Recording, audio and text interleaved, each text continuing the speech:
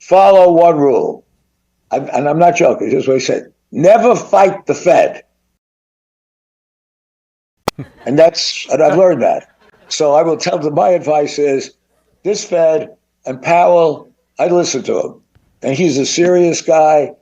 And he's going to be, there's none of this stuff, all these guys are saying, oh, they're going to pivot and they should pivot and this and that.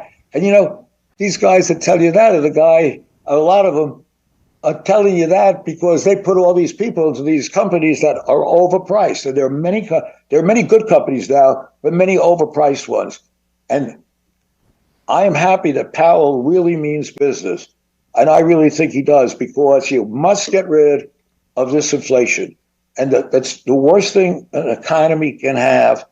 And I think he means business. And I really respected him for coming out and saying it. And I hope I'm right. And I think there's going to be, look, I've said it a few times. I think it's going to get a lot worse before it gets better, perhaps.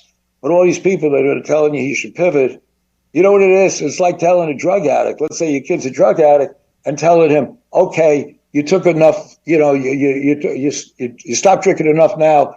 Okay, go have a good time again. Well, you can't do that, right? You have to get rid of the goddamn problem you got. And that's what we need to do here.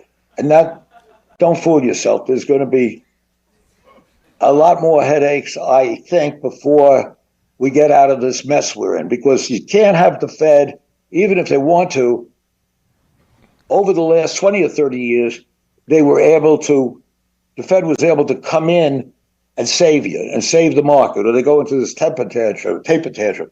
But they can't do it now.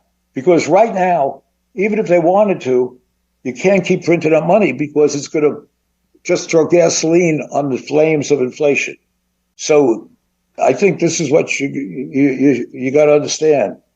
However, there's some very good companies out there, and and if you're willing to buy them, and have the patience, I think you'll look back at 5 years or something, or less than 4 years, and see that they were great buys. But right now, I think they're very far and few between.